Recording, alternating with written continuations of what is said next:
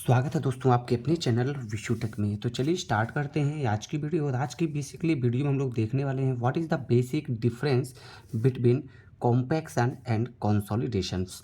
तो दोस्तों यहाँ पे मोस्ट इम्पॉर्टेंट ये जानना जरूरी है कि जो कॉम्पैक्शन होता है और कंसोलिडेशन होता है रिलेटेड टू सिविल इंजीनियरिंग, इसमें बेसिकली डिफरेंस क्या है। तो सबसे पहले हम लोग यहाँ पे लेते हैं दोस्तों, सबसे पहले हम यहाँ पे डिस्कस करने वाले हैं कॉम्पैक्शन के बारे में, देन कंसोलिडेशंस। तो सबसे पहले अगर कॉम्पैक्शन की बात करते हैं दोस्तों, तो कॉम्पैक्शन मान लीजिए कोई एक सॉइल मास है दोस्तों। ये इस सॉइल मास में बहुत सारे पार्टिकल्स होते हैं। मान लीजिए दोस्तों ये एक सॉइल है, बहुत सारे पार्टिकल्स के साइजेस होते हैं। अब इस सॉइल मास को हम लोग क्या करते हैं दोस्तों, इसको हम कॉम्पैक्ट करते हैं। तो कॉम्पैक्ट करके कुछ इस जो ये सॉइल मास इतना बड़ा था उसको कॉम्पैक्ट करके हम लोगों का जो सॉइल मास हुआ वो कितना हो गया, कुछ इस शेप का अगर आ जाता है। तो बेसिकली यहाँ पे क्या हुआ दोस्तों, कॉम्पैक्शन में क्या क्या चेंजेस हुआ। पहला दोस्तों, अगर इसका वैल्यूम वी रहा होगा तभी इसका वैल्यूम वी डैश, मीन्स पहला चेंज जो हुआ वो क्या हुआ, वैल्यूम का चेंज हुआ। अभी बेसिकली ये जो वैल्यूम का चेंज हुआ, ये चेंज क्यों हुआ दोस्तों, किसी भी सॉइल मास के अंदर में जैसा कि हम लोग सॉइल प्रॉपर्टीज़ में देखते हैं, तीन ही चीज़ें होती हैं सॉइल प्रॉपर्टीज़ में। पहले क्या होते हैं दोस्तों, जो सॉइल के सॉलिड्स होते हैं। दूसरा इसमें क्या होता है, वाटर वेपर्स होता है। थर्ड वन वहाँ पे क्या होता है दोस्तों, एयर बबल्स होते हैं। ये तीन चीज़ें ही मिलकर के टोटल वैल्यूम को बनाती हैं, किसी भी सॉइल मास के टोटल वैल्यूम को यही तीन चीज़ें मिलकर बनाती हैं। तो यहाँ पे आपको एक चीज़ देखने को मिला होगा दोस्तों, जब हम बात करते हैं कॉम्पैक्शन की, आपको हमेशा याद रखना है जब भी बात हो कॉम्पैक्शन की, तो कॉम्पैक्शन के केस में क्या होता है दोस्तों, एयर जो होता है, एयर क्या होता है उस सॉइल मास से निकलता है। आपको ये इंपॉर्टेंट याद रखना दोस्तों, एयर से ही क्या होता है कॉम्पैक्शन के ड्यूरेशंस में सॉइल मास से बाहर जाता है। फर्दर जो होता है दोस्तों, अगर हम लोग यहाँ पे कंसोलिडेशंस की बात करते हैं, डिफिनीशंस हम दोनों की देख लेते दोस्तों। अगर यहाँ पे हम बात करते हैं कंसोलिडेशंस की, तो कंसोलिडेशंस के केस में यहाँ पे क्या होने वाला है दोस्तों, कंसोलिडेशन के केस में क्या होता है दोस्तों, यहाँ से वाटर बाहर निकलता है। तो ये जो वाटर बाहर निकलता है दोस्तों, लेकिन ये जो वाटर बाहर निकलता है इसकी एक कंडीशंस होनी होती है दोस्तों। वो कंडीशंस क्या होती है दोस्तों, वो कंडीशंस होती है कि स्टैटिक लोड लगता है दोस्तों, एक स्टैटिक लोड लगता है किसी भी सॉइल मास पे, जिसकी वजह से अगर वाटर बाहर निकलता है और उसके वैल्यूम में कुछ कमी आती है या उसके पार्टिकल्स जो है वो पास पास में आ जाते हैं, जैसा कि शेप में दिख रहा है दोस्तों, तो हम लोग बोलेंगे उसको कंसोलिडेशंस। अगर एयर निकलता है, जैसे हम लोग क्या करते हैं दोस्तों, किसी भी सॉइल मास को, मान लीजिए कोई एक अपना सॉइल मास है, अब इस सॉइल मास पे हम लोग क्या करते हैं दोस्तों, इसको कॉम्पैक्ट करते हैं। तो कॉम्पैक्ट केस में क्या करते हैं, इसमें हम कुछ मात्रा में क्या करते हैं दोस्तों, वाटर्स को मिक्स करते हैं, वाटर स्प्रिंकलिंग करते हैं, देन इसको क्या करते हैं रोलर्स की हेल्प से दोस्तों इसको हम क्या करते हैं कॉम्पैक्ट करते हैं। और कुछ मिनिमम शेप जो होता है इसका, जो भी मिनिमम शेप बन जाता है दोस्तों, उसको हम लोग यहाँ पे देखते हैं। तो इस केस में क्या होता है दोस्तों, वो जो वाटर मिक्स हुआ दोस्तों, वो वाटर निकला नहीं, उसको हम लोगों ने मिक्स किया, जिससे कि हम लोग कहाँ पे पहुँच सके, इसकी ड्राई डेंसिटी पे। अभी ड्राई डेंसिटी क्या होता है दोस्तों, हम लोग यहाँ पे उसके बारे में भी डिस्कस करेंगे, किसी भी सॉइल मास का ड्राई डेंसिटी क्या होता है। तो ड्राई डेंसिटी तक पहुँचने के लिए हम लोगों ने क्या किया, थोड़ा सा वाटर स्प्रिंकलिंग किया, और स्प्रिंकलिंग की हेल्प से हम लोगों ने क्या किया, यहाँ से जो एयर्स में जो एयर वाइट्स थे वो हम लोगों ने क्या किया, यहाँ पे मिनिमाइज किए। अब यहाँ पे एक क्वेश्चन आता है दोस्तों, it is possible to compact any soil 100%ली। इंपॉर्टेंट है दोस्तों, किसी भी सॉइल को क्या हम कॉम्पैक्ट कर सकते हैं, कॉम्पैक्शन जो है क्या वो 100% पॉसिबल है।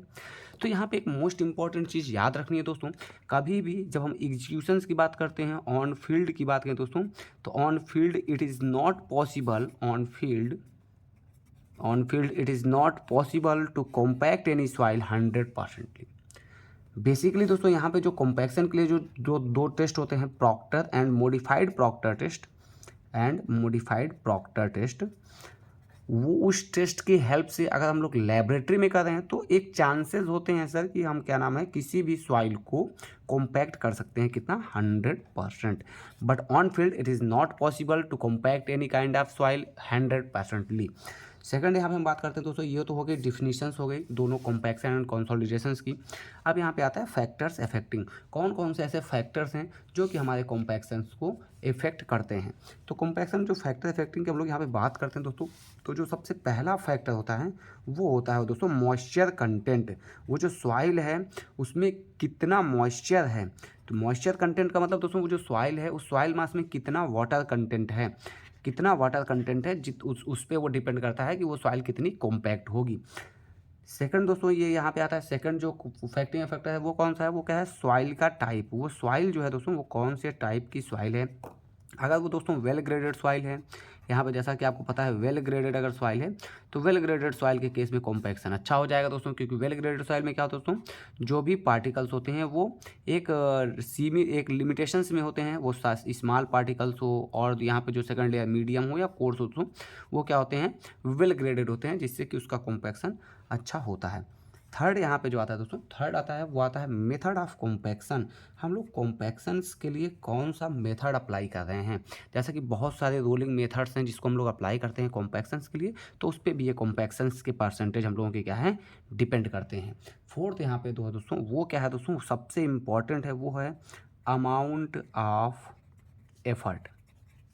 सबसे इम्पॉर्टेंट दोस्तों, जो सबसे इम्पॉर्टेंट है वो यही है, अमाउंट ऑफ एफर्ट्स। तो मतलब आप सॉइल को कॉम्पैक्ट करने के लिए कितना एफर्ट कर रहे हैं वो मैटर करता है किसी भी सॉइल के कॉम्पैक्शन और कंसोलिडेशंस के लिए। तो बेसिकली ये जो फैक्टर इफेक्टिंग दोस्तों, ये कॉम्पैक्शन एंड कंसोलिडेशंस के लिए बेसिकली सेम रहेगा।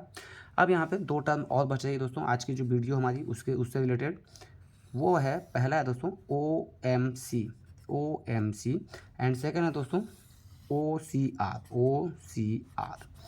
तो यहाँ पे दो चीज़ें बच रही दोस्तों, उसको हम लोग देखते हैं।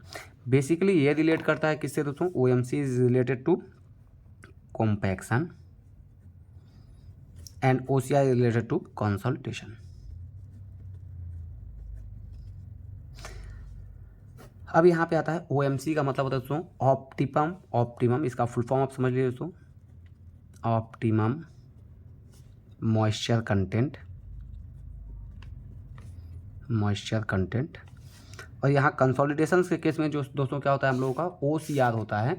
OCR का जो फुल फॉर्म यहाँ पे एक्सप्लेन करें दोस्तों, तो हम लोग जो OCR को देखेंगे तो OCR के केस में जो कंसोलिडेशन होता है दोस्तों, वो कितना परसेंटेज होता है उसको यहाँ पे हम लोग क्या करते हैं, एक्सप्लेन करते हैं। तो OCR का यहाँ पे जो फुल फॉर्म होगा दोस्तों, वो क्या होगा, ओवर कंसोलिडेटेड या कंसोलिडेशन रेशियो। बेसिकली एक रेशियो होता है दोस्तों, जिससे कि ये पता चलता है कि इट इज़ ओवर, अंडर और बैलेंस। तो यहाँ पे आप देख पा रहे हैं दोस्तों, OCR की जो वैल्यू है, OCR ग्रेटर देन 1, तो ये यहाँ पे केस क्या होगा दोस्तों, ओवर कंसोलिडेशन। OCR की वैल्यू दोस्तों अगर 1 से कम है तो यहाँ पे जो होगा वो होगा अंडर कंसोलिडेटेड सॉइल। अगर OCR की वैल्यू इज इक्वल टू 1 है तो इस केस में हम इसको बोलेंगे बैलेंस, या दोस्तों इसको हम क्या बोलेंगे यहाँ पे, नॉर्मल कंसोलिडेटेड। तो ये चीज़ें यहाँ पे है दोस्तों जो कि OCR से रिलेटेड हैं। ऑप्टिमम मॉइस्चर कंटेंट जो होता है दोस्तों, ये इंपॉर्टेंट है, क्योंकि ये ऑप्टिमम मॉइस्चर कंटेंट्स की हेल्प से हम लोग क्या करते हैं, ड्राई डेंसिटी पता करते हैं। तो एक अंतिम टॉपिक जो हम लोग यहाँ पर डिस्कस करने वाले हैं वो क्या दोस्तों, ड्राई डेंसिटी क्या होती है दोस्तों, density of that particular soil mass plus 1 plus water content. तो ये जो फॉर्मूला होता है दोस्तों, ये ड्राई डेंसिटी होता है, इसको हम गामा डी से डिनोट करते हैं, गामा 1/1W। तो ये ड्राई डेंसिटी होती है, जिसकी हेल्प से हम लोग क्या करते हैं दोस्तों, बेसिकली ड्राई डेंसिटी की हेल्प से हम लोग क्या करते हैं, किसी भी सॉइल में कितना पानी मिलाया जाए या नहीं मिलाया जाए और उसका कंसोलिडेशन या कॉम्पैक्शन उस केस में कितना होता है। तो बेसिकली यहाँ पे ये दोस्तों हम लोग ने आज डिस्कस किया कॉम्पैक्शन ऑब्लिक कंसोलिडेशंस में डिफरेंस क्या है। अगर कुछ भी डाउट हो दोस्तों तो प्लीज़ वीडियो में कमेंट करें। पहली बार चैनल पे विजिट करें तो please like the video, and first time if you are visiting the channel please subscribe the channel, and thanks for watching and giving you precious time. Thank you so much.